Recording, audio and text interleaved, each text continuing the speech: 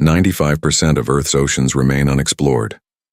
That means right now as you drift off to sleep, something ancient, something massive, something we have never fully understood, is moving through the dark water below us. Tonight, we descend. Before we go under, if you're new here, welcome. This channel is your quiet place for history, science, and the deep unknown. Hit subscribe and the bell so you never miss a night like this one. Close your eyes for a moment. Picture the ocean. You are probably imagining something blue, something lit by sunlight, something with coral and color and fish darting between the rocks. But that ocean, the one you are picturing, is barely a sliver of what actually exists. The sunlit zone, the part of the sea that receives enough light to support the plants and animals most of us think of when we imagine marine life, extends only about 200 meters below the surface. Below that, the light begins to fade. By 600 meters, it is gone entirely, and the ocean does not stop at 600 meters. In most places, it continues for thousands of meters more, descending into absolute crushing, freezing darkness that stretches all the way to the seafloor. That darkness covers more of Earth's surface than all of our continents combined, and somewhere inside it, moving slowly through water so cold it would kill a human being in minutes, there lives an animal so large and so strange that for most of human history, we were not even certain it was real, the colossal squid. Even the name carries a kind of weight to it. Not the giant squid, which is a different animal entirely, and which itself is large enough to terrify. No. The colossal squid is something beyond that. Something that seems to belong more to mythology than to biology, more to the deep fears of ancient sailors than to the careful pages of a scientific journal. And yet it is real. It is out there right now, in the cold black water beneath the southern seas, doing whatever it is that colossal squids do in the dark. We just have almost no idea what that actually looks like. To understand why this animal is so profoundly mysterious, you have to first understand the environment it lives in. The colossal squid, known scientifically as Mesonychoteuthis hamiltoni, inhabits the deep waters surrounding Antarctica, a region known as the Southern Ocean. This is one of the most inhospitable stretches of water on the planet. The temperatures hover near freezing. The storms that roll across the surface are some of the most violent on Earth. The pressure at depth is immense, enough to crush a submarine not built to withstand it. And the darkness is total. Not the darkness of a room with the curtains drawn. Not the darkness of a forest at night. The total, absolute, unbroken darkness of a place where no photon of sunlight has ever reached. This is the colossal squid's home. It does not find this environment hostile. It was shaped by it, over millions of years of evolution, into something perfectly suited to survive within it. The size of this animal is difficult to fully absorb. The largest specimen ever measured was caught by a fishing vessel in 2007 off the coast of Antarctica. It weighed approximately 495 kilograms, close to half a metric ton. It measured around 10 meters in length, though scientists believe larger individuals almost certainly exist in the deep, since most of what we catch are juveniles or animals that have already been weakened. To put that weight in some kind of human context, it is heavier than most horses. It is heavier than the average car. It is an animal so massive that when the New Zealand fishermen who accidentally caught it hauled it to the surface, they initially had no idea what they were looking at. The specimen was eventually transferred to the Museum of New Zealand Te Papa Tongarewa, where it was painstakingly preserved and studied, and where it still sits today in a tank of formaldehyde, the most complete colossal squid specimen in the world. But weight and length alone do not capture what makes this animal so astonishing. It is the details that truly unsettle you. Start with the eyes. The colossal squid possesses the largest eyes of any animal known to science. Each eye can measure up to 27 centimeters in diameter, roughly the size of a large dinner plate, or a basketball cut in half and placed inside the creature's head. The pupil alone can be 9 centimeters across. To look into the eye of a colossal squid, even a dead one, even a preserved specimen in a museum, is a profoundly strange experience, because those eyes stare back at you with a size and an intensity that feels like it belongs to something out of a dream, rather than something that shares the planet with us. There is a reason eyes that large evolved in this animal. In the absolute darkness of the deep ocean, even the faintest bioluminescent glow from another creature, the soft blue-green shimmer that many deep-sea animals produce, can be detected by eyes built to gather every available photon of light. The colossal squid can see in conditions that are, for all practical purposes, completely dark. It can detect the faint luminescence of a sperm whale descending toward it from far above. It can see things that are, by any human measure, invisible. Then, there are the tentacles. Like all squid, the colossal squid has 8 arms and 2 longer feeding tentacles, for a total of 10 limbs. But unlike most other squid, whose suckers are lined with serrated edges for gripping prey, the colossal squid has something more sophisticated and more alarming: rotating hooks. Sharp, curved hooks embedded in the suckers along the clubs at the ends of its feeding tentacles, capable of rotating freely, digging in and twisting as the animal tries to hold on to struggling prey. When a colossal squid seizes something, it does not simply grip it, it hooks into it. The combination of enormous strength, sharp beak, and rotating tentacle hooks makes this animal one of the most effective predators in the deep ocean, despite moving at what appears to be a relatively slow pace. It does not need to be fast. The dark and the cold, patience and power are enough. What does the colossal squid eat? This is one of the many questions that remains only partially answered. Based on the contents of the stomachs of the few specimens we have, and based on the beaks found in the digestive tracts of sperm whales, it appears that the colossal squid feeds primarily on Patagonian toothfish and other large deep-sea fish. The toothfish, which most people know by its market name Antarctic sea bass, can grow to nearly 2 meters in length and weigh over 100 kilograms. The colossal squid appears to take them relatively easily. There are also suggestions, based on the scars found on other large animals, that colossal squids sometimes prey on smaller squid, and may occasionally encounter other large predators, in confrontations that leave marks on both parties. And that brings us to the sperm whale. Because while we know almost nothing about the colossal squid from direct observation, we know a great deal about it from what we have found inside the mouths and stomachs of sperm whales. Sperm whales are the colossal squid's primary predator, or at the very least, the predator we know most about. Sperm whales dive to extraordinary depths, sometimes over 2,000 meters in search of food. And when scientists began examining the stomach contents of harvested sperm whales in the 20th century, they started finding beaks. Hard, sharp, parrot-like beaks made of chitin.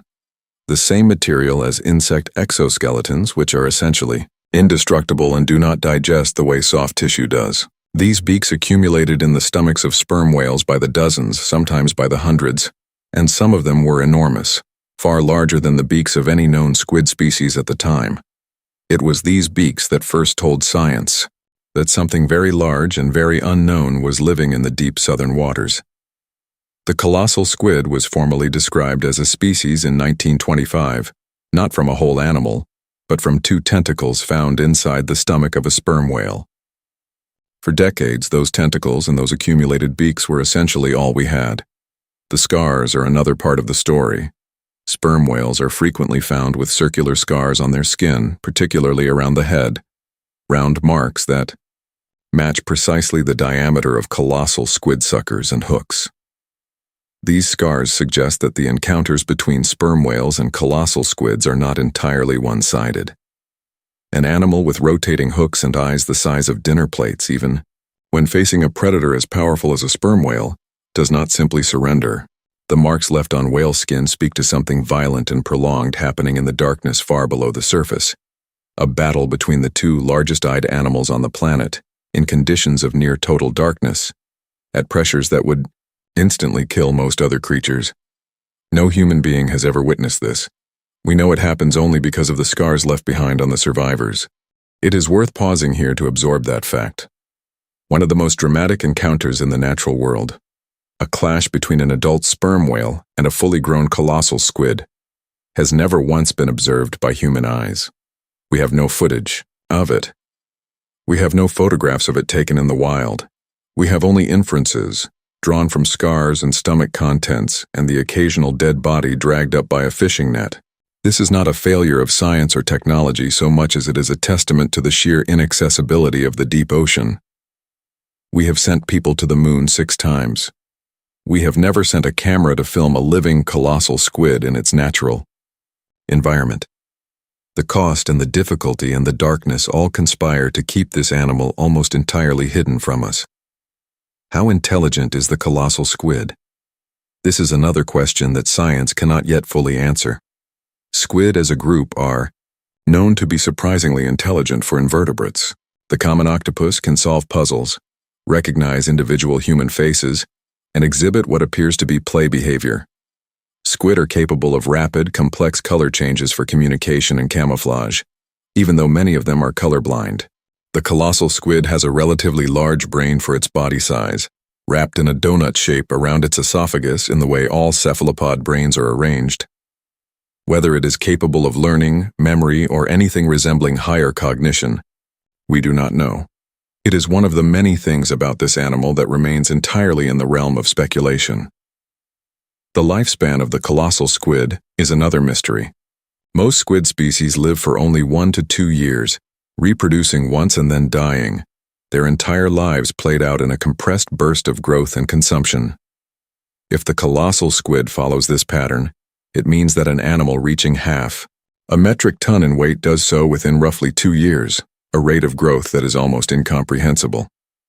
Some researchers believe the colossal squid may live somewhat longer than smaller squid species, given its extreme size, but there is no direct evidence either way. The statoliths, small calcium carbonate structures in the squid's inner ear that accumulate rings like tree rings, can theoretically be used to estimate age, but interpreting them accurately in a species this large and this rarely encountered has proven extremely difficult. The reproductive behavior of the colossal squid is predictably almost entirely unknown. We presume, based on related species, that females are larger than males, that they lay eggs, and that reproduction involves some form of direct transfer of sperm packets. Beyond that, we have almost nothing. No one has ever observed colossal squids mating. No one has ever found a colossal squid egg mass, though given the size of the animal, the eggs themselves and the mass they would form would presumably be substantial.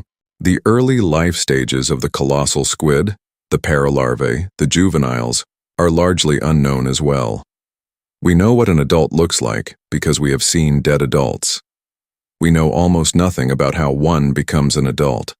What is perhaps most haunting about the colossal squid is not any single fact about its biology, but the cumulative weight of everything we do not know. Here is an animal that is, by almost any measure, one of the largest and most formidable creatures on the planet. It outweighs a horse. Its eyes are larger than any other animal's eyes in the history of life on Earth. It possesses hooks that rotate in its tentacles like tiny grappling tools. It lives in an environment covering more than half the Earth's surface. And we have never seen it alive in the wild. Not once. Every single living colossal squid that exists right now is invisible to us, moving through water we cannot easily reach, doing things we can only guess at, in a darkness that has never once been interrupted by a camera or a light. There is something almost comforting about that, if you let yourself sit with it long enough. In a world where it sometimes feels like every corner has been mapped and every mystery has been dissolved by a satellite image or a search engine, the colossal squid is a reminder that the planet still holds genuine, deep, unresolved unknowns. Not unknowable things. Science will continue to study this animal, and will continue to learn more. But things that are simply, stubbornly, magnificently beyond us for now. The deep ocean is the last true wilderness, and the colossal squid is its most fitting inhabitant. Enormous, patient, ancient, and almost entirely hidden from the small creatures on the surface who spend so much time convinced they have figured everything out. Right now, somewhere beneath the waters surrounding Antarctica, in water just above freezing, in a darkness that has never been touched by sunlight, a colossal squid is moving. Slowly, deliberately. It has been doing this, in one form or another, for far longer than our species has existed. It will likely continue long after we are gone, and it does not know or care that we are up here wondering about it. Sleep well. There is a moment when you first see a photograph of the Barreleye fish where your brain refuses to process what it is looking at, not because the image is blurry, or poorly lit, or ambiguous in the way that many deep-sea photographs are, but because what the image shows is so far outside the boundaries of what you expect a living creature to look like that your mind genuinely struggles to categorize it. You see a fish, small, silver, unremarkable in shape, the kind of fish you might glance at in an aquarium and move past without a second thought. And then you see its head, and everything changes. The head of the Barreleye fish is transparent. Not partially transparent, not translucent in the way that some creatures are translucent, where you can sense a vague impression of the structures beneath the surface. Fully, completely, perfectly transparent. Like a bubble of clear gelatin sitting atop the fish's face. Like a fishbowl that something decided to attach to a living animal. Through it, you can see directly into the creature's skull, and what you see there are two orbs. Bright, vivid, almost luminescent green. They glow with an intensity that seems almost artificial, like LEDs embedded in living tissue. And they stare upward, not forward, not outward, but directly upward, toward whatever lies above the fish in the darkness of the deep ocean. Those green orbs are its eyes, and the transparent dome surrounding them is its head. The Barreleye fish, known scientifically as Macropinna microstoma, is a small deep-sea fish found in the mesopelagic and bathypelagic zones of all three major oceans, the Pacific, the Atlantic, and the Indian Ocean. It typically grows to only about 15 centimeters in length, which makes it genuinely small. The kind of creature you could hold in the palm of your hand if you could somehow bring one to the surface without it dying, which is extremely difficult to do.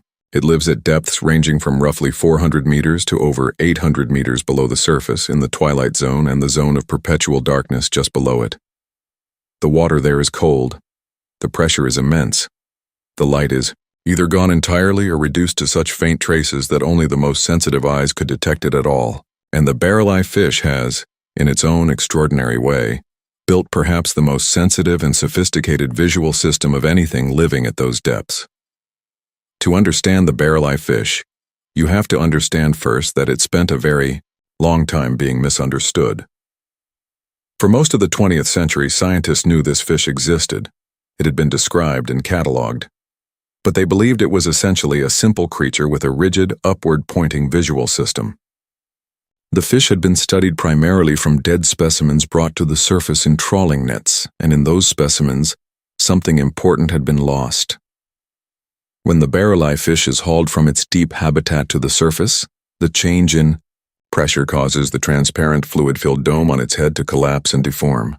What researchers were examining in their labs and museums was a damaged, deflated version of the living animal's most remarkable feature. They knew the fish had tubular eyes. They knew those eyes pointed upward. What they did not know, what they could not know from dead specimens alone, was that the eyes could move. It was not until 2009 that researchers at the Monterey Bay Aquarium Research Institute in California managed to observe and film living Barreleye fish in their natural habitat using remotely operated underwater vehicles, and to keep several specimens alive long enough in shipboard aquariums to study their behavior. What they discovered fundamentally changed the scientific understanding of this animal. Those brilliant green eyes, which everyone had assumed were fixed permanently in an upward-pointing position, were in fact fully mobile. They could rotate within the transparent dome, swiveling from pointing straight upward to pointing directly forward. The fish could, in other words, look at whatever it wanted to look at, up into the water column above it, or forward at something directly in its path. The transparent dome was not decorative or incidental. It was a protective housing for one of the most flexible and capable visual systems in the deep ocean. And now the design of the whole animal begins to make sense, in the way that deep-sea creatures always make sense once you understand the problem they are trying to solve. The problem the Barreleye fish faces is the same problem faced by almost everything living in the mesopelagic zone. Food is scarce, the environment is dark, and survival depends entirely on detecting things before they detect you. In the zone where the Barreleye lives, the only light available comes from two sources. The first is the faint, diffuse downwelling light from the surface, sunlight that has traveled hundreds of meters through seawater and arrived as nothing more than a dim, blue-green suggestion of illumination far above. The second is bioluminescence, the cold biological light produced by many deep-sea creatures, flickering and pulsing in the dark like living stars. The barreleye fish has evolved to exploit both of these light sources with extraordinary precision. Its tubular eyes are extraordinarily sensitive to low light levels, and the green pigment in its lenses, that vivid, almost alien green that makes the eyes so immediately striking in photographs, is not merely decorative. That pigment acts as a filter, specifically tuned to reduce the interference of downwelling sunlight while enhancing the detection of bioluminescent flashes. In practical terms, what this means is that the barreleye fish can look upward into the water column above it and, against the faint blue glow of filtered sunlight, detect the silhouettes of animals hovering or drifting overhead. A small crustacean, a jellyfish, a siphonophore trailing its long tentacles. Any of these will appear as a dark shape against the slightly lighter water above, and the barreleye's upward-pointing eyes are perfectly designed to see them. This is the fish's primary hunting strategy. It hovers, nearly motionless, in the dark water. It looks up, it waits, and when it detects the silhouette of something edible above it, it rotates its eyes forward, orients its body upward, and swims toward its prey. The transparent dome allows those large, sensitive eyes to gather maximum light without the vulnerability of exposed eyes. In the deep ocean, eyes are often targeted by predators, and a fish with enormous exposed eyes is a fish advertising itself. The barreleye's eyes are armored behind their fluid-filled bubble of transparent tissue, protected from the stinging tentacles of the siphonophores it frequently feeds among, and kept moist and functional at pressures that would damage less protected structures. The siphonophores deserve a mention here because they are central to the barreleye fish's life in a way that is both practical and almost poetic. Siphonophores are colonial organisms, not quite jellyfish, not quite anything else, that form long, trailing chains of specialized individual animals working together as a single organism. Some siphonophores grow to extraordinary lengths, sometimes over 40 meters, making them among the longest animals on the planet. They hang in the water column like glittering gelatinous curtains, their tentacles dangling below them, studded with stinging cells. Small fish, crustaceans, and other creatures become entangled in those tentacles and are paralyzed and consumed. The barreleye fish, with its protective transparent dome shielding its sensitive eyes from the stinging cells, is able to hover near siphonophores and steal food directly from their tentacles, picking off the small crustaceans and zooplankton that the siphonophore has already captured and partially immobilized. This behavior, known as kleptoparasitism, is a remarkable adaptation. The barreleye fish essentially uses the siphonophore as a slow-moving, self-replenishing feeding station, exploiting the larger organism's hunting effort without contributing anything in return and without being harmed by the stinging tentacles that would deter almost anything else. The size of the barreleye fish's eyes relative to its body is extraordinary. When you look at the photographs taken by the Monterey Bay researchers, sharp, well-lit images of living fish in their natural environment, which is something that almost no other deep-sea fish has ever been given, you are struck immediately by the disproportionate volume that those two green orbs occupy inside the transparent dome.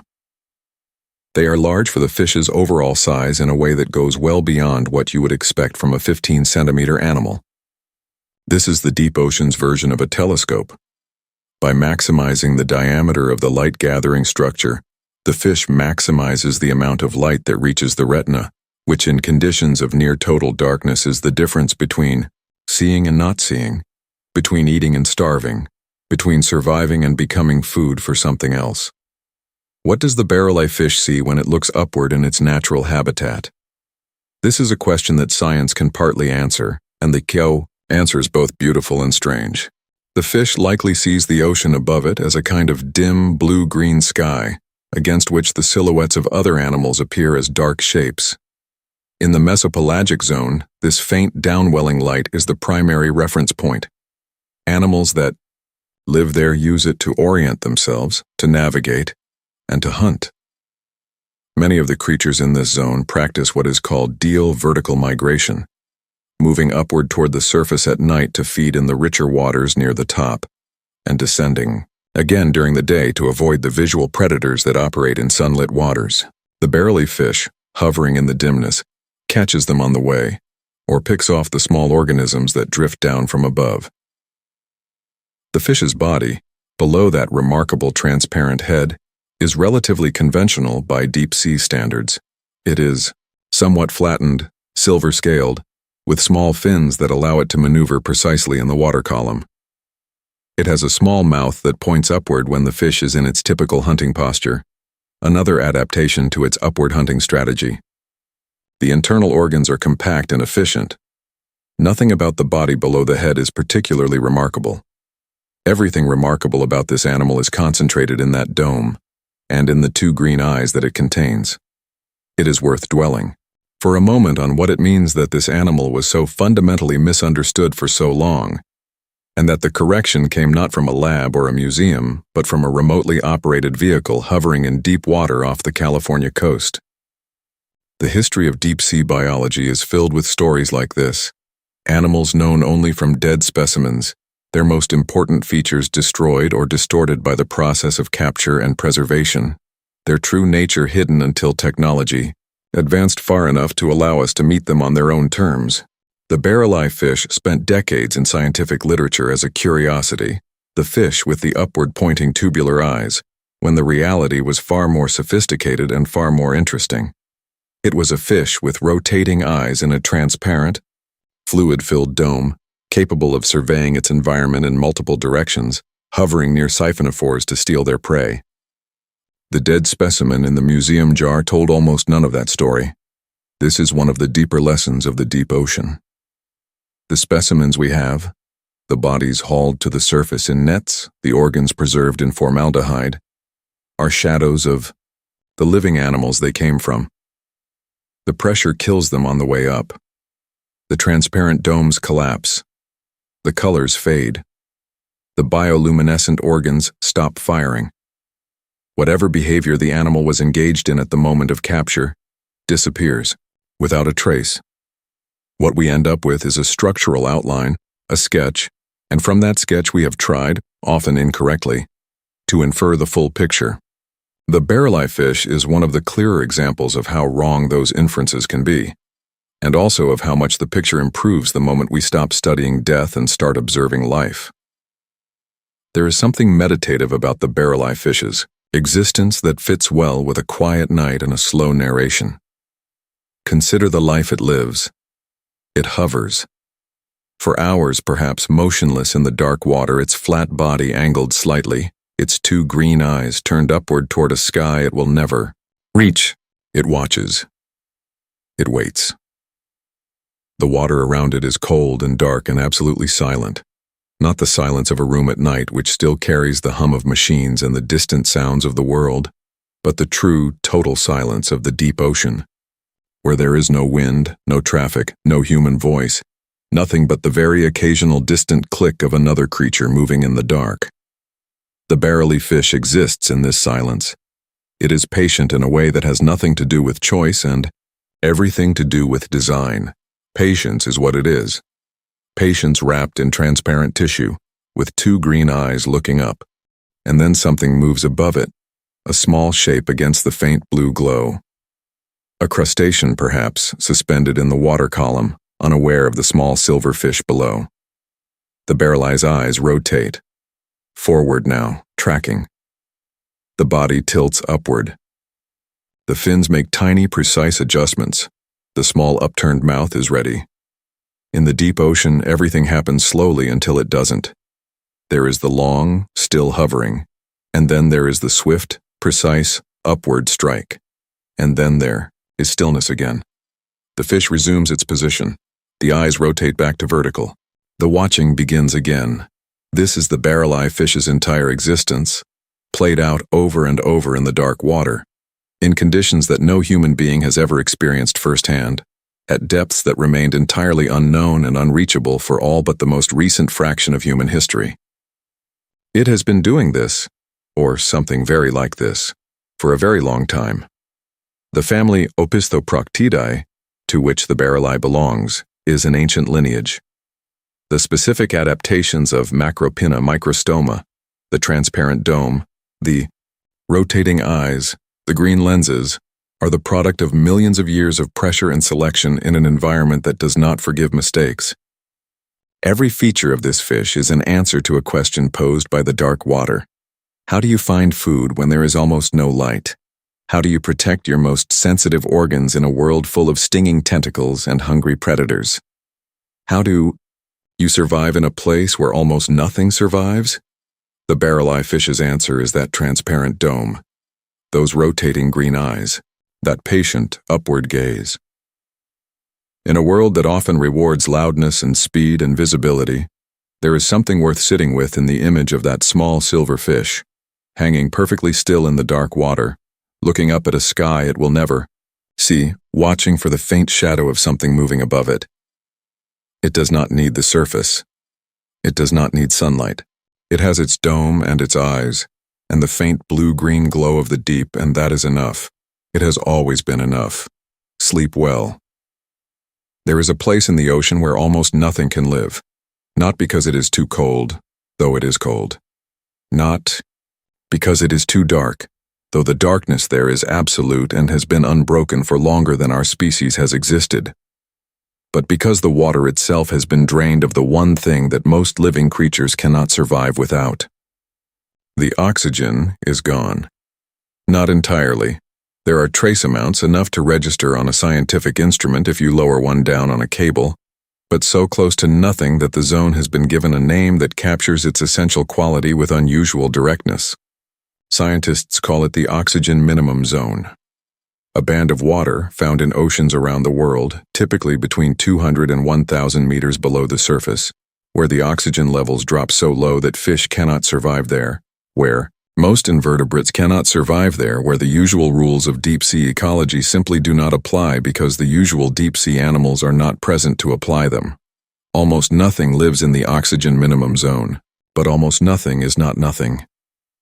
And in that thin margin between almost and nothing, in that band of cold, dark, oxygen-starved water that the rest of the ocean's creatures avoid, there is an animal that does not merely tolerate these conditions, but depends on them. An animal that has been living in this hostile, depleted, forgotten slice of the ocean for longer than most of the creatures we consider ancient have existed on this planet. An animal so unlike anything else alive today that scientists had to create an entirely new taxonomic order just to contain it, because it did not fit anywhere else, because there is nothing else like it, because it is, in the most complete and literal sense of the phrase, the last of its kind. Its name is Vampiroteuthis infernalis. Translated directly from the Latin, that means the vampire squid from hell. It is one of the more dramatic names in all of biology, and for once the drama is not entirely unearned. Before anything else, the name needs to be corrected, because it is misleading in almost every direction. The vampire squid is not a squid. It is also not an octopus. It superficially resembles both. It has 8 arms like an octopus, and 2 additional retractile filaments that might seem analogous to the feeding tentacles of a squid. But it belongs to neither group. It occupies its own order, Vampiromorphidae, which sits between the octopuses and the squids on the tree of life. Related to both but identical to neither, every other member of that order is extinct. The fossil record contains Vampiromorphidae ancestors stretching back roughly 300 million years, to a time when the oceans were populated by creatures that no longer exist, when the continents were arranged in configurations we would not recognize, when the history of life on this planet was still being written in its earliest and most dramatic chapters.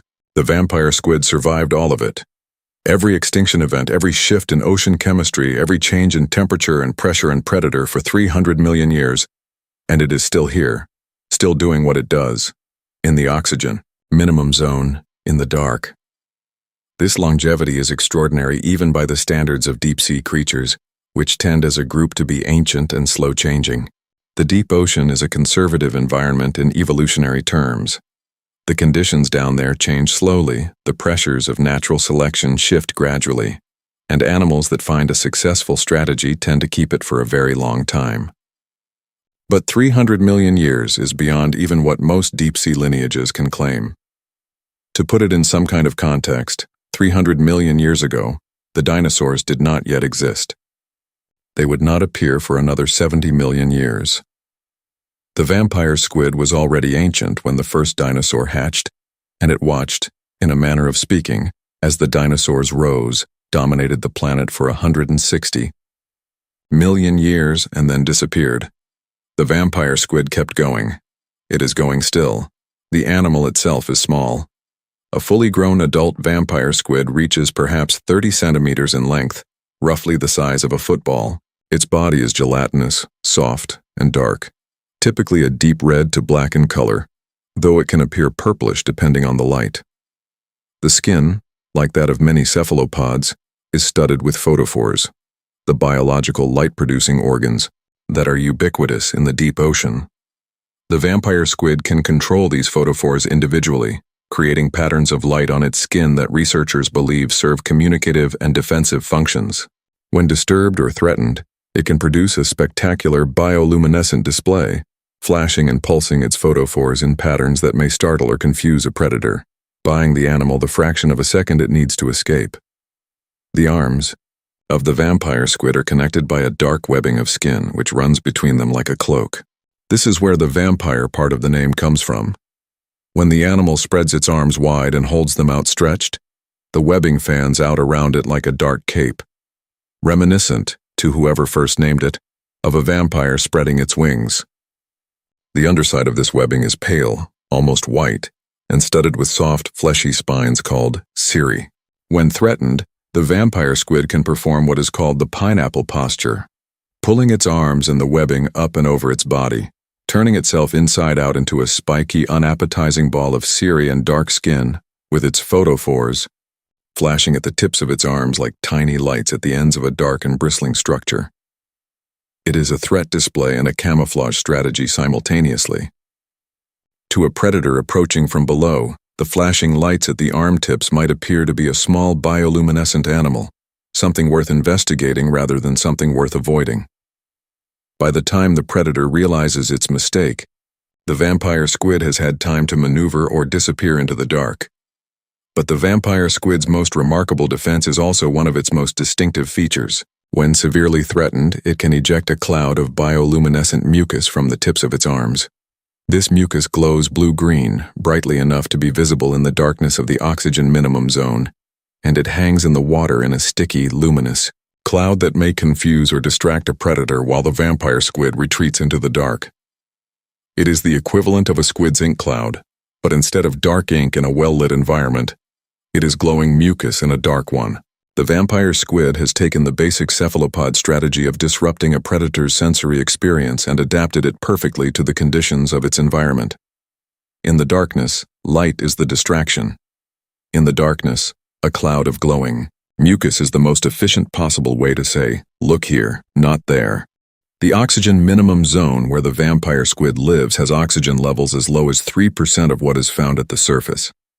For most animals, this concentration is quickly lethal. But the vampire squid has a form of hemocyanin, the copper-based protein that serves as the oxygen-carrying molecule in cephalopod blood, equivalent to hemoglobin in vertebrates, that is extraordinarily efficient at binding oxygen even at very low concentrations. Its hemocyanin has a much higher affinity for oxygen than that of most other cephalopods, which means it can extract and use the tiny amounts of oxygen present in the minimum zone that other animals' blood simply cannot capture. Additionally, the vampire squid has an exceptionally low metabolic rate. It moves slowly and deliberately. It does not engage in the rapid, energy-intensive swimming that most squids use to hunt. It does not need to. Its lifestyle does not require speed. And this brings us to one of the most surprising discoveries about the vampire squid, one that overturned a long-held assumption about this seemingly predatory animal. For a long time, based on its dramatic appearance and its fearsome name, researchers assumed that the vampire squid must be an active predator, hunting and killing small animals in the dark water, using its webbed arms and strong beak to capture prey. The beak is certainly capable of this. The muscles of the arms are strong enough. Everything about the animal's appearance suggests predation. But when researchers began carefully examining the stomach contents of vampire squids and studying their feeding behavior in more detail, what they found was something entirely different. The vampire squid is not a predator. It is a marine snow feeder. Marine snow is the collective term for the constant, slow rain of organic particles that drifts downward through the water column from the productive surface waters above. Dead phytoplankton, fecal pellets, shed, skin cells, the decaying fragments of animals that died near the surface, bits of mucus and debris and biological material of every description, all of it sinking slowly downward through the dark water, carrying with it the chemical energy produced by photosynthesis at the surface. It is called marine snow because, viewed in the beam of an underwater light, it looks like snow falling in slow motion. It is the ocean's version of a food delivery system, carrying nutrients from the sunlit surface down into the dark depths. Below, the vampire squid catches this marine snow using the two long hair-covered retractile filaments that extend from between its arms. These filaments can be extended to many times the length of the animal's body, trailing through the water and collecting the sticky organic particles drifting past. The collected material is then drawn back toward the arms, coated in mucus, and compacted into small pellets called fecal strings, which the animal then eats. It is, in a word, a filter feeder. A highly sophisticated ancient bioluminescent filter feeder with a dramatic name and a cloak of dark webbing, but a filter feeder nonetheless. The vampire of the deep does not hunt. It grazes. It collects. The slow drift of the ocean's dead, compacts it into pellets and eats it in the dark. This feeding strategy is uniquely suited to the oxygen minimum zone. The zone is a refuge precisely because so few animals can tolerate its conditions, which means the vampire squid faces very little competition for the marine snow that drifts through it. At the same time, the marine snow itself arrives reliably. It is always falling, always drifting downward from the productive waters above, always carrying energy down into the dark. The vampire squid does not need to chase anything. It does not need to fight for territory or compete for prey. It simply needs to exist in the zone, extend its filaments, and wait for the slow rain of nutrients to come to it. In an environment defined by scarcity, the vampire squid has found an abundant food source that no one else is using because no one else can survive long enough to use it. The reproductive strategy of the vampire squid is, in keeping with the rest of its biology, slow and conservative. Females are believed to brood small numbers of eggs for extended periods, possibly as long as 13 months, which is exceptionally long for a cephalopod. Most squid and octopus species reproduce quickly, laying large numbers of eggs and dying shortly afterward. The vampire squid appears to take a different approach: fewer offspring, longer gestation, and potentially multiple reproductive cycles over the course of its lifetime.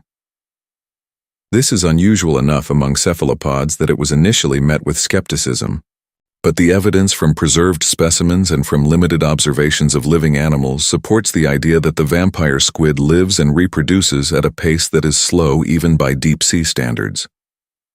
How long does it live? This, like so many questions about deep-sea animals, remains incompletely answered. Given its low metabolic rate, its slow reproductive pace, and the stability of its environment, it is reasonable to speculate that the vampire squid lives considerably longer than most cephalopods. But speculation is largely what we have. The vampire squid has been studied since its first formal description in 1903, and for most of that time the study has been conducted on dead specimens, on stomach contents, on fragments. Living observation has been limited and difficult. The oxygen minimum zone is not a comfortable place to send a remotely operated vehicle repeatedly, and the vampire squid, while not rare in a broad sense, is not an easy animal to find and follow in its natural environment. What is perhaps most affecting about the vampire squid is that quality of pure, ancient solitude that hangs around it when you consider its situation fully. It lives alone, in water that almost nothing else can breathe, in darkness that has never been interrupted by sunlight, on a diet of the ocean's slow-falling dead. It has no competitors in its niche. It has very few predators willing to descend to the oxygen minimum zone to pursue it.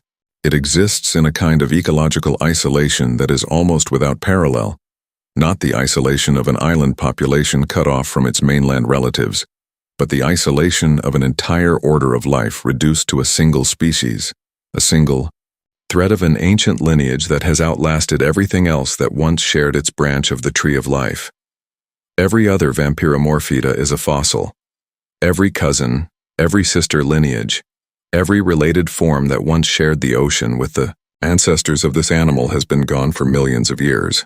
The vampire squid carries within its small, dark, gelatinous body the entire surviving legacy of an order that was already ancient when the continents were in different positions, when different stars were visible from Earth, when the history of life was being written in a language we are only now beginning to learn to read. It does not know this, of course. It does not reflect on its own antiquity. It extends its filaments, collects its marine snow, retreats inside its dark cloak when threatened, and pulses its photophores in the absolute dark of the oxygen minimum zone the same way it has been doing in one form or another for 300 million years. There is a stillness to the vampire squid's world that is difficult to fully imagine from the surface. No current strong enough to disturb it significantly. No light of any kind except what living creatures make themselves. No sound except the occasional distant movement of water or the faint biological clicks of other deep-sea animals. The marine snow drifts down through this stillness like the softest possible snowfall, particle by particle, fragment by fragment, the last traces of life from the sunlit world above dissolving slowly downward into the dark, and the vampire squid floats among it, its filaments extended, its dark cloak hanging loose around its arms, its photophores dim and patient, waiting. It has always been waiting. It was waiting before we existed. It will be waiting long after. The last human voice has gone quiet and the surface of the ocean has closed over whatever we leave behind. The vampire squid from hell does not hurry. It does not need to. It has already survived everything the planet has ever thrown at it, and it has done so not by fighting, not by competing, not by speed or aggression or dominance, but by retreating to the one place nothing else could follow and simply continuing to exist. In water no one else could breathe. In darkness no one else could bear. On food no one else had thought to gather. Quietly, patiently. For 300 million years. Sleep. Well, somewhere in the North Atlantic right now, moving through water so cold it would stop a human heart within minutes, there is a shark that was alive when Shakespeare was writing his plays. There is another one, not far away in the grand scale, of the ocean, that was already middle-aged when the Pilgrims landed at Plymouth Rock. And somewhere deeper, in the darker and colder water further down, there may be a Greenland shark alive today that was born before any European had ever seen the coastline of North America, before the Ottoman Empire had reached its peak, before the printing press had been invented, before the Renaissance had fully flowered across Europe. It was there, moving through the dark Arctic water, when all of that happened. It is still there now. It did not notice any of it. It has never moved fast enough to notice anything. The Greenland shark, Somniosus microcephalus, is the longest-lived vertebrate animal known to science. Not the longest-lived animal. That distinction belongs to certain clams and sea sponges that operate by different biological rules entirely. But the longest-lived animal with a backbone. The longest-lived member of the branch of life that includes all fish, all amphibians, all reptiles, all birds, and all mammals, including us. The maximum lifespan of the Greenland shark is not precisely known because the animal is so long-lived that studying its full lifespan is essentially impossible within the duration of a human scientific career, or a human life, or several human lives placed end to end.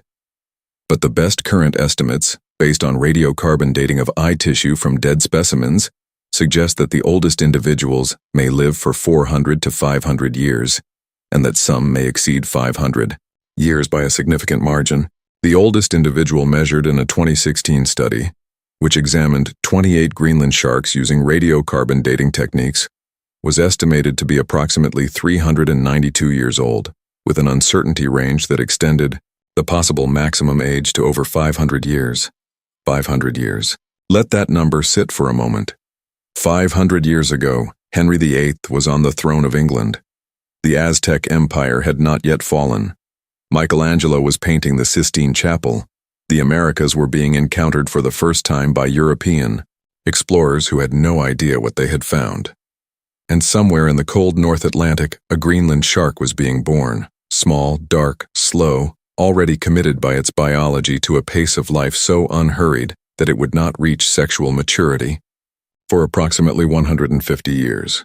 It would not become a fully reproducing adult until the year 1670 or so, by which point the Renaissance was over, the age of exploration was well advanced, and the early colonies of what would become the United States were already established along the eastern seaboard. It is alive today. It is somewhere in the cold, dark water, and it is moving at approximately 1 kilometer per hour. The slowness of the Greenland shark is one of its most immediately striking qualities, and it is worth understanding not as a deficiency, but as a strategy, or more precisely, as a consequence of the environment the animal has committed itself to over millions of years of evolution. The Greenland shark lives primarily in the cold, deep waters of the North Atlantic and Arctic Ocean, at depths ranging from shallow coastal waters down to over 2,000 meters. The water temperatures in its preferred habitat range from negative 1.6 degrees Celsius, just below the freezing point of fresh water kept liquid only by the salt content of the ocean, to about 10 degrees Celsius. In water this cold, the biochemical reactions that power muscular activity slow down dramatically. Enzymes work more slowly. ATP production is reduced. The entire metabolic machinery of the animal runs at a lower rate, like a computer operating in low-power mode to conserve its battery. The Greenland shark has not fought this constraint. It has built its entire existence around it. By accepting a profoundly reduced metabolic rate, it gains something that no faster, warmer, more energetically expensive animal can match: longevity of an almost geological scale. The same principle that makes its muscles slow, makes its cells divide slowly, makes its tissues age slowly, makes every biological process that contributes to aging and eventual death tick forward at a pace so unhurried that centuries pass before the animal begins. To show the wear that kills most vertebrates within a decade or two, the Greenland shark is not alive despite its slowness. It is alive because of it. Its body reflects this commitment to slowness in every dimension. It grows at approximately 1 centimeter per year, 1 centimeter in a full year for most of its life. A fully grown adult Greenland shark reaches between 4 and 7 meters in length and can weigh over 1,000 kilograms, but it arrives at that size after centuries of that 1 centimeter annual increment, accreting length and mass with a patience that makes even the slowest human endeavors seem frantic by comparison. The skin is thick, dark, and rough, ranging in color from brown to gray to almost black, and the body is heavy and cylindrical. Not the sleek, hydrodynamic shape of a great white or a mako, built for speed and pursuit, but a more stolid, barrel-shaped form that speaks of endurance rather than acceleration. Everything about the Greenland shark's body is built for the long game. Nothing about it is built for the moment. The eyes of the Greenland shark present one of the more haunting details of this animal's biology. In almost every adult Greenland shark ever examined, the eyes are infected with a parasitic copepod called Omatocoida elongata, a small crustacean that attaches itself to the cornea of the shark's eye and feeds there, causing significant tissue damage. The parasite is pale and long, sometimes several centimeters in length, and it hangs from the shark's eye like a small trailing flag of damaged tissue. In many individuals, both eyes are infected. The damage caused by these parasites renders most Greenland sharks effectively blind or at minimum severely visually impaired. In an animal that hunts, this would be a catastrophic disability. For the Greenland shark, it appears to be a minor inconvenience at most. This tolerance for near blindness tells you something important about how the Greenland shark actually finds its food. It does not rely primarily on vision. Instead, it appears to depend on its extraordinarily sensitive olfactory system, its sense of smell, and on the electroreceptors and lateral line system that allow sharks as a group to detect pressure changes and electrical fields in the water. The Greenland shark can smell a dead or dying animal from an enormous distance, and it navigates toward food sources using chemical gradients in the water rather than by sight. It is an ambush predator and a scavenger in roughly equal measure, and for both of these strategies, smell matters far more than vision. The blind shark is not a disadvantaged shark. It is simply a shark that has outsourced its navigation to a different sense. What the Greenland shark eats is a subject that has produced some of the more surprising findings in its study. The stomach contents of examined specimens have included fish of many species, seals, other sharks, squid, and various invertebrates, a diet that suggests the Greenland shark is a highly opportunistic feeder, eating whatever it can find or catch. But the seal prey in particular has raised questions, because a seal is a fast, agile, highly mobile animal, and a shark moving at 1 kilometer per hour should theoretically be incapable of catching one. Several explanations have been proposed. One is that the Greenland shark catches sleeping seals. Seals rest at the surface and sometimes appear to enter deep sleep states during which they might be vulnerable to an extraordinarily slow but persistent approach from below. Another is that the shark catches seals in winter, when seals must breathe through holes in the ice and may be trapped or restricted in their movement in ways that make them accessible to a slow predator. A third possibility is that what appear to be recently caught seals in the stomach contents were actually scavenged from carcasses rather than actively hunted. The truth is probably some combination of all three, and possibly other strategies not yet identified. The Greenland shark's flesh is toxic to humans and most other mammals when fresh. It contains high concentrations of trimethylamine oxide and urea, compounds that help the shark maintain osmotic balance in the cold, deep water but that metabolize into trimethylamine and ammonia in the bodies of animals that eat the fresh flesh, causing a syndrome in dogs that resembles drunkenness and can be fatal. In humans, consuming fresh Greenland shark flesh causes vomiting, disorientation, and neurological symptoms. And yet in Iceland and Greenland, there is a traditional preparation called hakarl, the shark flesh that has been fermented and dried for months, allowing the toxic compounds to break down to safe levels, that has been eaten by people for centuries. The process involves burying the shark meat, allowing it to ferment under pressure, then hanging it to dry in the open air for several months. The result is pungent enough that first-time tasters frequently struggle to finish away. Peace. It is an acquired taste that represents, among other things, the ingenuity of people living in cold climates finding ways to use every available food source, including one that would kill you if you ate it the wrong way. The Greenland shark was commercially hunted for much of the 19th and early 20th centuries, primarily for its liver oil, which was used as a lubricant for machinery and as lamp fuel before petroleum products became widely available. A single large Greenland shark can yield several hundred liters of liver oil, and the species was abundant enough in its Arctic range that commercial hunting operations could be economically viable. Hundreds of thousands of Greenland sharks were killed during this period. The population impact of this hunting is difficult to assess precisely, but given the species' extraordinarily slow reproductive rate, females do not give birth until they are over a century old, and litter sizes are relatively small. The recovery from heavy hunting pressure would take not decades but centuries. A Greenland shark population reduced by industrial hunting in the 19th century may still be recovering today, and will likely still be recovering well into the 22nd century, if not beyond. This reproductive timeline is worth pausing on. 150 years to reach sexual maturity. Think about what that means in human terms. A Greenland shark born today will not reproduce for the first time until the year 2176, assuming current estimates are correct.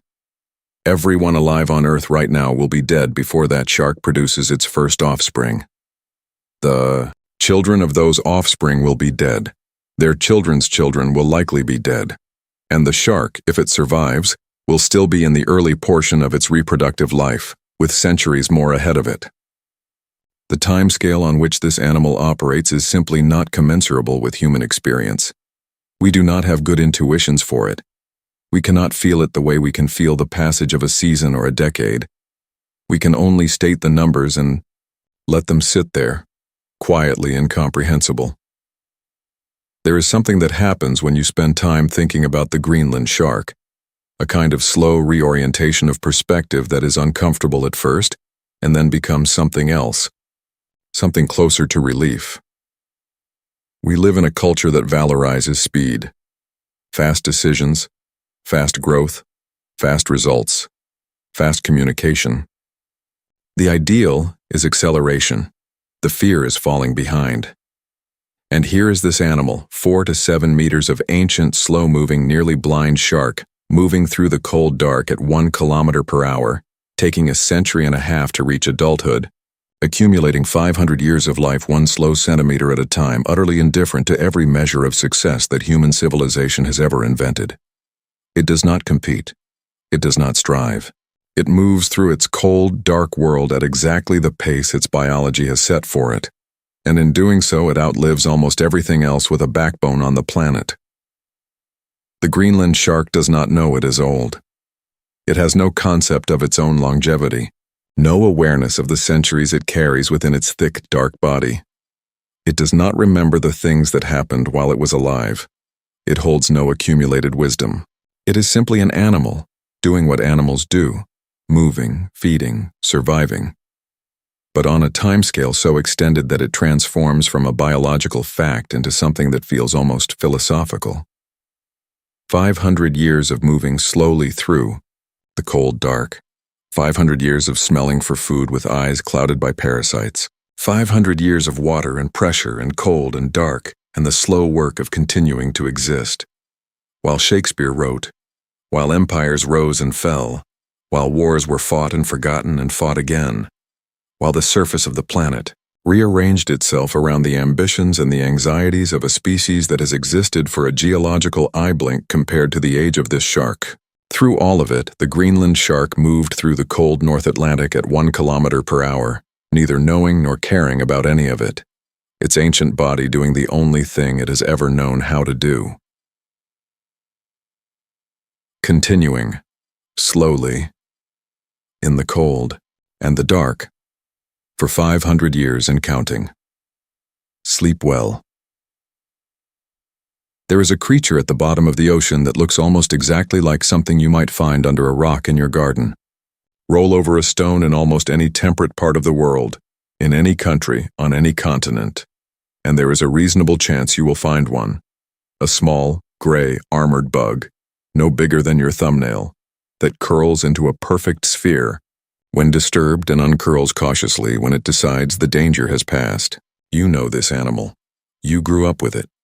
You probably held one as a child, felt it curl into a ball in your palm, watched it slowly uncurl and begin walking across your fingers with its 14 tiny legs, and then put it back under the rock, and went about your day. It is called a pillbug, or a woodlouse, or a roly-poly, depending on where you grew up and what your parents called it. It is one of the most familiar small creatures in the world. It is so common, so unassuming, so thoroughly ordinary that most people never think about it twice.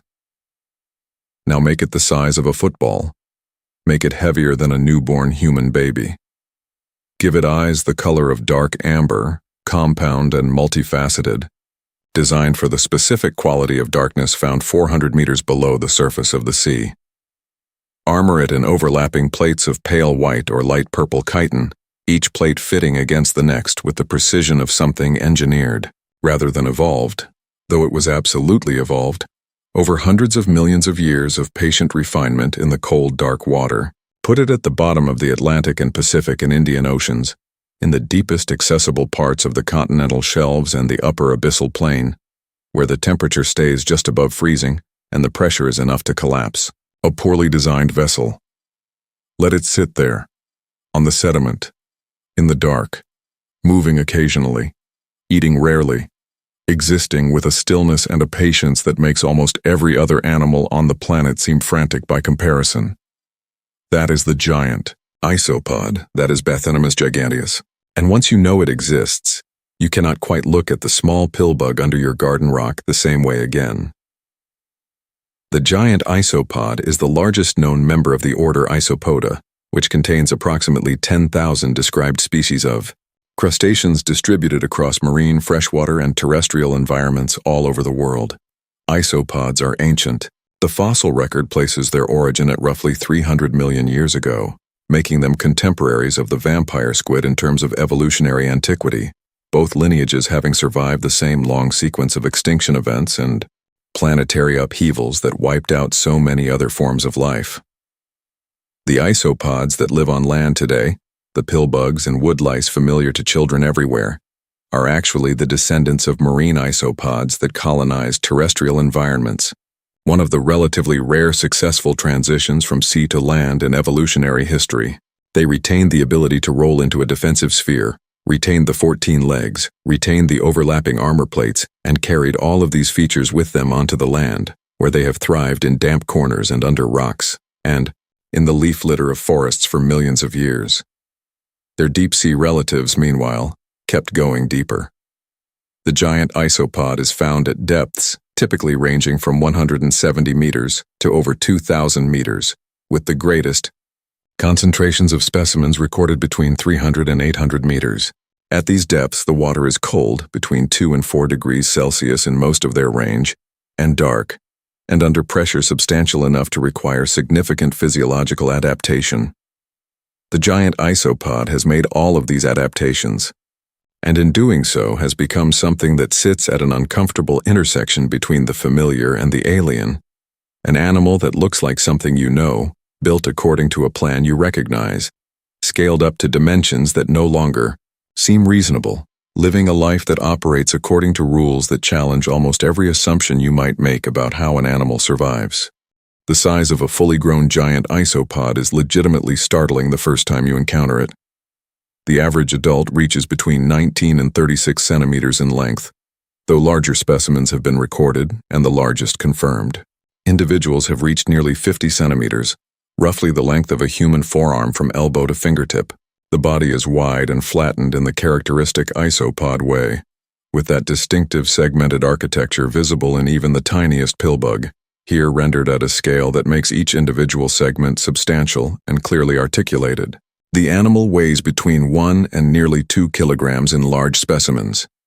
When it curls into its defensive ball, which it can do, exactly like its tiny garden relatives, rolling its armored body into a perfect sphere with its legs tucked safely inside, the result is an object roughly the size and approximate weight of a large coconut, and almost as hard. The color of the giant isopod is pale, typically off-white, light gray, or faintly lavender, the color of things that have never been touched by sunlight and have no need for pigmentation as either camouflage or communication. Color vision is largely irrelevant at the depths where these animals live. What matters down there is the detection of movement, of chemical signals, of the rare and precious arrival of food. The giant isopod's compound eyes are large for its body size and are positioned on the sides of its head, providing a wide field of view across the dark sediment where it spends its time. The eyes are not designed for the kind of acute visual resolution that a hawk or a human enjoys in bright light. They are designed for sensitivity, for detecting motion against darkness, for registering the faint disturbance in the water column that might signal something edible descending from above. Because food for the giant isopod is the central organizing fact of existence, not in the way that food is the central organizing fact for most animals, which spend significant portions of their time and energy actively pursuing it. For the giant isopod, the organizing principle is almost the opposite. It is the management of the spaces between meals. The deep ocean is an environment of scarcity.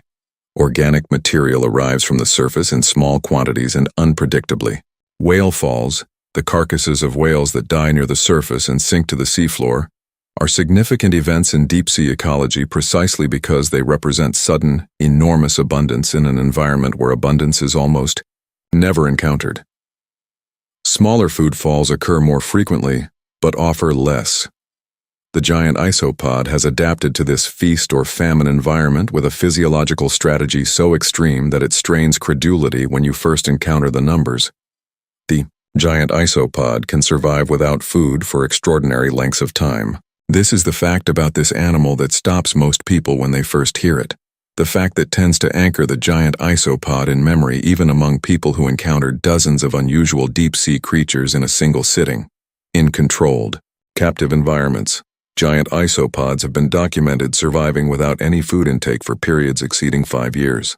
One individual kept at an aquarium in Japan, the Toba Aquarium, which has maintained giant isopods in captivity longer than almost any other facility, refused all offered food for a period of 5 years and 3 months before dying. The animal did not die of starvation, at least not in any simple or immediate sense. It died, as far as the researchers could determine, of causes that were not conclusively identified. But it had gone 5 years and 3 months without eating a single recorded meal, and it had remained alive and to all outward appearances functional for the entire duration. 5 years. Without food, for an animal whose closest relatives in your garden would die within days of desiccation and starvation if removed from their moist environment and placed somewhere dry. The giant isopod achieves this through a combination of extraordinarily efficient energy storage, a very low baseline metabolic rate, and a lifestyle of near-total physical inactivity during periods when food is unavailable. It does not pace. It does not search frantically. It settles onto the sediment, reduces its metabolic activity to something approaching the absolute minimum required to maintain basic physiological function, and waits. The waiting can last for months. It can last for years. The animal appears to any outside observer to be doing essentially nothing, and in a sense that is precisely what it is doing. Nothing, as a strategy, executed with extraordinary physiological commitment. When food does arrive, the transformation is remarkable. Giant isopods are among the most voracious consumers in the deep-sea scavenger community when a food source presents itself. They are attracted rapidly to carcasses by chemoreception, detecting the chemical signature of decomposing organic material dissolved in the water and following the gradient toward its source. When researchers lower baited traps to the depths where giant isopods live, the animals can arrive in large numbers within hours, crowding around the bait and consuming it with an intensity that seems almost aggressive compared to their usual stillness. They will eat fish, squid, crustaceans, sea cucumbers, and almost anything else organic that arrives on the seafloor. In the wild, they are important members of the deep-sea scavenger community, along with hagfish, rat-tail fish, and various other organisms, that processes the organic material falling from the surface and recycles its nutrients back into the benthic ecosystem. The mouth of the giant isopod is a complex structure, equipped with 4 sets of jaws that work in coordinated sequence to break down and consume food. The first set holds the food item steady, the second set tears it apart. The third and fourth sets process it further, moving the material toward the esophagus. The whole arrangement is enclosed within the head capsule and is not particularly visible from the outside, which is one of the reasons that close-up photographs of feeding giant isopods tend to surprise people. The sudden appearance of this elaborate jaw apparatus from what seemed like a simple, smooth head is genuinely startling, another layer of the alien concealed within the familiar. The reproduction of the giant isopod follows the unhurried pace of everything else about its biology. Females carry eggs in a brood pouch on the underside of their thorax, where the developing young are kept until they are ready to emerge as miniature versions of the adult, a stage called manacula rather than larvae, indicating that the young, giant isopods undergo no dramatic metamorphosis but emerge already recognizable as isopods, fully formed and immediately capable of independent life. The brood sizes are small, usually between 20 and 30 eggs, and the incubation period is believed to be extended, though the precise duration in the wild is not well established. Like the Greenland shark, the giant isopod invests heavily in the quality and preparedness of its offspring rather than in quantity, producing few young but giving each one a substantial head start on survival. What is almost never discussed about the giant isopod, but what strikes almost everyone who encounters a living specimen, is the quality of its presence. There is something deeply, inexplicably compelling about this animal in a way that goes beyond its unusual size and biology. Part of it is surely the uncanny valley effect of its resemblance to the familiar pillbug, the recognition reflex that fires when you see the shape and the armor and the 14 legs, immediately followed by the disorientation of scale. But part of it is something harder to articulate, something about the animal's effect, if it can be said to have one. The giant isopod moves slowly and deliberately when it moves at all. Its amber compound eyes, multifaceted and wide-set, give it an expression of calm, wide-eyed watchfulness that is probably entirely projected by the human observer, but that is genuinely difficult to shake. It looks for all the world like it is paying attention to something very far away. The Japanese aquarium that kept the fasting individual, the one that refused food for 5 years and 3 months, received significant media attention when the animal's death was reported. There is something about that particular story that resonates beyond the purely biological. An animal in captivity, surrounded by artificial light and the sounds of a human institution, offered food by people who genuinely wanted it to eat, declining every offer for over 1,800 days and then dying of causes unknown. The researchers were not able to determine definitively why the animal stopped eating when it was first captured. It may have been stressed. It may have been injured in a way that was not externally visible. It may simply have been in a phase of its natural cycle where eating was not something its biology was prepared to do. The deep ocean does not offer food on a schedule, and an animal evolved for that environment may not be able to switch to a schedule simply because humans want it to. There is something almost moving about that, if you allow yourself to think about it.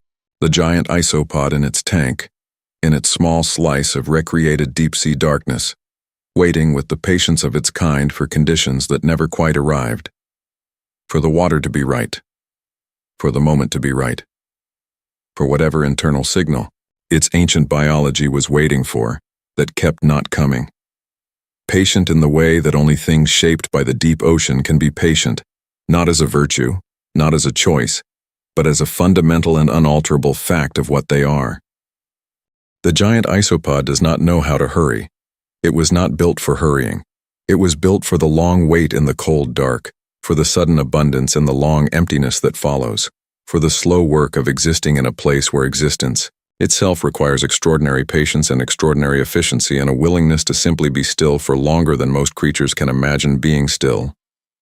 Under your garden rock, the small pillbug curls into its perfect sphere and waits for you to go away. At the bottom of the ocean, its ancient relative sits in the dark and waits for something to fall from the sky, from the vast, unreachable sky of the water above it, where the surface shimmers with a light it will never see, both of them waiting. Both of them patient. One of them the size of your thumbnail, one of them the size of a football, the same animal really, separated only by depth and darkness and 500 million years of going in different directions. Sleep well. In the summer of 1997, in a monitoring station operated by the National Oceanic and Atmospheric Administration, a scientist sitting in front of a bank of recording equipment heard something that had no name. It came through the hydrophones, the underwater microphones that NOAA had inherited from the United States Navy, a network of sensitive listening devices originally deployed during the Cold War to track Soviet submarines moving through the deep ocean, and it was loud. Not loud in the way that a passing ship is loud, or loud in the way that an underwater earthquake sends its low rumble through the water column. Loud in a way that was different in character, different in quality, different in the specific, and immediately recognizable way that biological sounds are different from geological ones.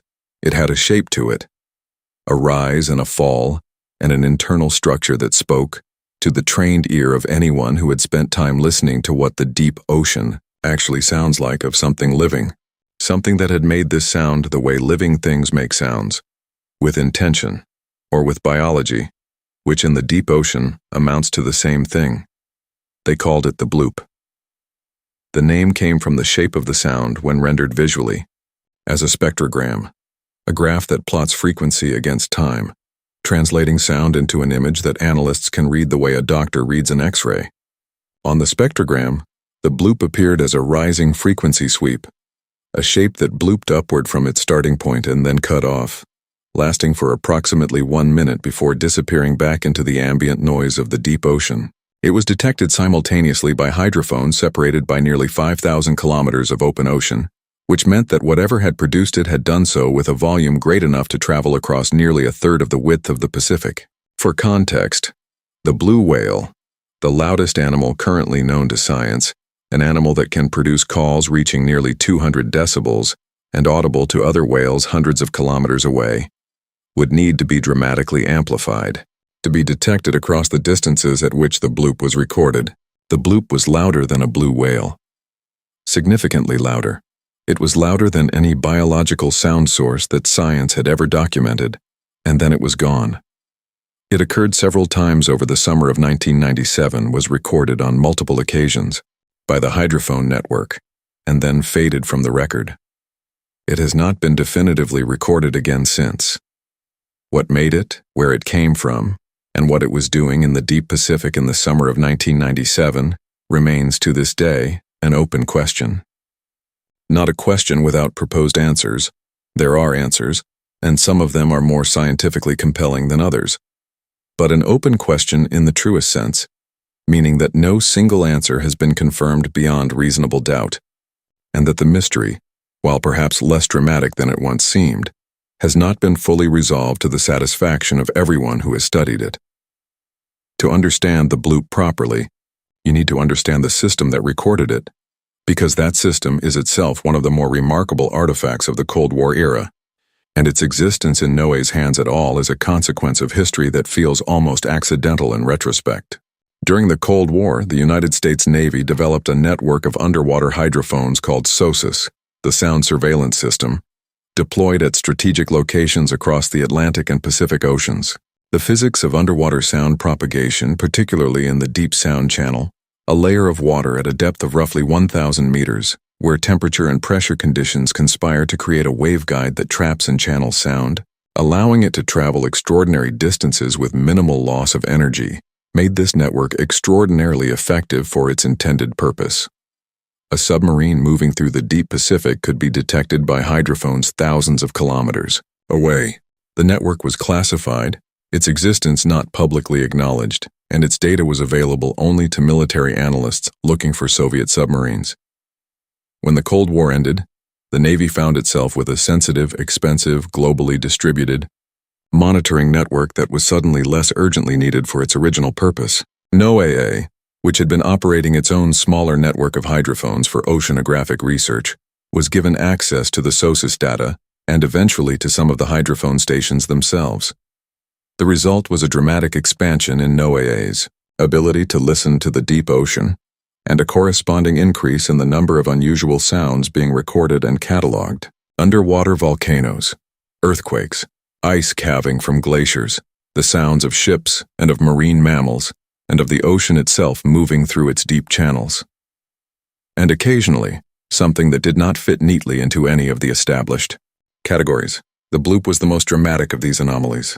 It arrived at a moment when NOAA's researchers were still learning what the expanded hydrophone network could hear, still building the library of known sounds against which unusual recordings could be compared. The sound was analyzed carefully. It did not match any known geological source. Underwater earthquakes and volcanic activity produce characteristic sounds that experienced analysts recognize readily. They have distinct shapes on the spectrogram and known frequency profiles. The bloop did not match these. What it did match, in its general character and in the quality of its frequency sweep, was the profile of a biological sound, something made by an animal. This assessment was not made carelessly or by a single analyst. Multiple researchers listened to the recording, examined the spectrogram, and reached the same conclusion. The bloop, whatever it was, sounded like it came from something alive.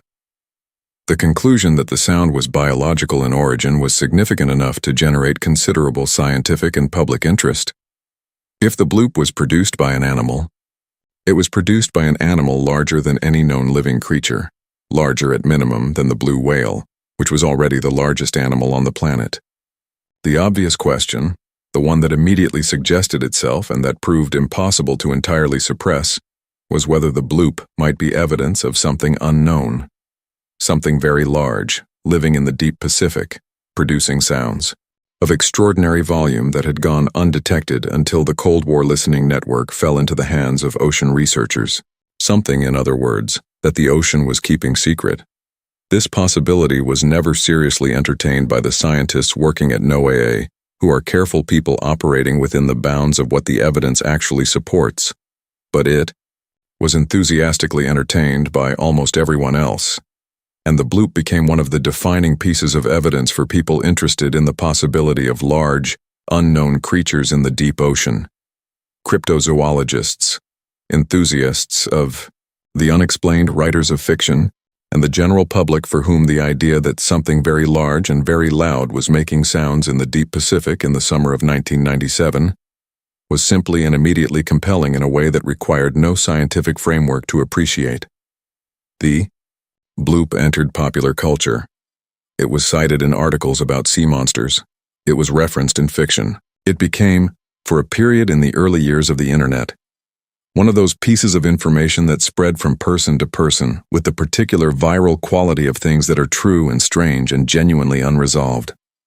For over a decade, the mystery remained substantially open. No AA published information about the sound, made the recording available, and acknowledged the biological assessment while noting that no confirmed source had been identified. Researchers continued to analyze the recording and compare it against expanding libraries of known biological and geological sounds. The hydrophone network continued to listen, and the bloop sat in the record as one of those anomalies that science acknowledges without being able to explain. Then, in the years around 2005 and continuing into the early 2010s, a different kind of sound began to be studied more carefully, sounds produced by a source that had been somewhat underappreciated in the earlier analysis of the bloop. The source was ice, specifically the cracking, groaning, and fracturing of large ice structures. Icebergs, ice shelves, glaciers calving at their margins as they move, flex, and break apart in the cold waters of the Southern Ocean and other high-latitude environments. These sounds, it turned out, could be extraordinarily loud, could travel vast distances through the deep sound channel, and could, under certain conditions, produce frequency sweeps on a spectrogram that looked, to a superficial analysis, like biological sounds, not identical to the bloop, not a perfect match, but similar enough that the comparison deserved serious attention. Researchers began mapping the geographic origin of the bloop, more precisely, triangulating the source location from the timing differences at which it arrived at different hydrophone stations across the network. The best estimate of the source location placed it somewhere in the South Pacific, at a latitude corresponding roughly to the region west of the southern tip of South America, a region that sits not far from the Antarctic ice sheet and its surrounding waters, where enormous tabular icebergs regularly break free and drift northward into warmer water. In 2005, and again in subsequent years, NOAA researchers and other scientists studying deep ocean acoustics began to argue that the bloop was most likely produced by what is called icequake activity, the fracturing of large ice formations, possibly a calving event from the Antarctic ice shelf, or the breaking apart of a large iceberg, producing a sound that traveled thousands of kilometers through the deep sound channel and arrived at the hydrophone network with enough energy to be detected across most of the Pacific. This explanation is scientifically plausible. It is more than plausible. It is, by the standards of the evidence currently available, the most probable explanation for what was recorded in 1997. Icequakes can be extraordinarily loud. The geometry of the deep sound channel can carry their acoustic energy across distances. The frequency profile of large ice fracturing events has characteristics that can, under some conditions, resemble biological frequency sweeps on a spectrogram. The geographic origin of the bloop is consistent with a source in or near the Antarctic ice sheet. The explanation is coherent, grounded in established physics and acoustics, and supported by the general understanding of what the deep ocean sounds like and why. And yet, the word yet is important here, and it deserves to be placed carefully rather than dismissed.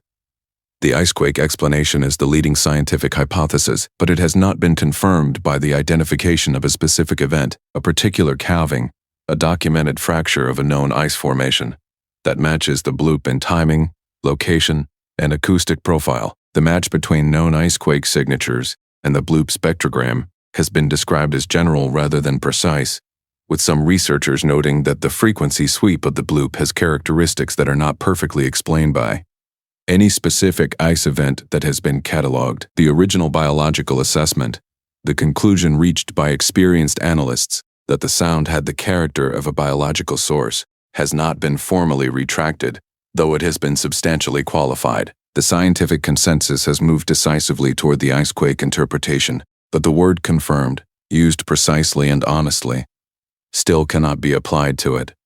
This is where the bloop sits today, not in the realm of the genuinely unexplained, not in the company of phenomena, for which science has no framework at all, but in the smaller and in some ways more interesting category of things that have a probable explanation that has not yet been fully verified.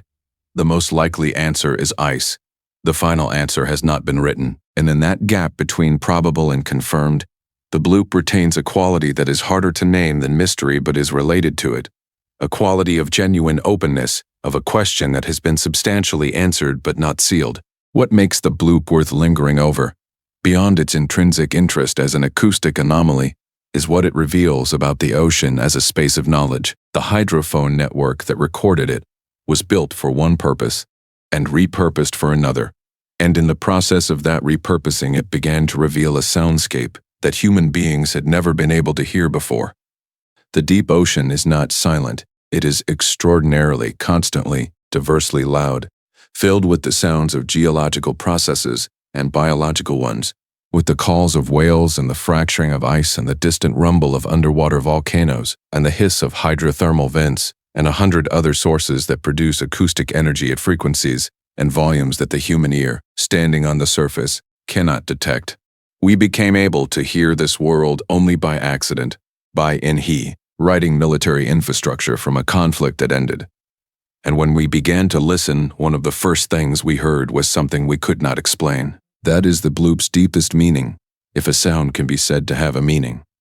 It is not primarily a mystery about a monster, or even a mystery about an unknown animal, though it touched both of those possibilities in the public imagination. It is a reminder that we built the tools to listen to the deep ocean very recently, that we have been listening for a very short time, and that the first anomaly we encountered when we started listening was something loud enough to cross the Pacific and strange enough to resist explanation for decades.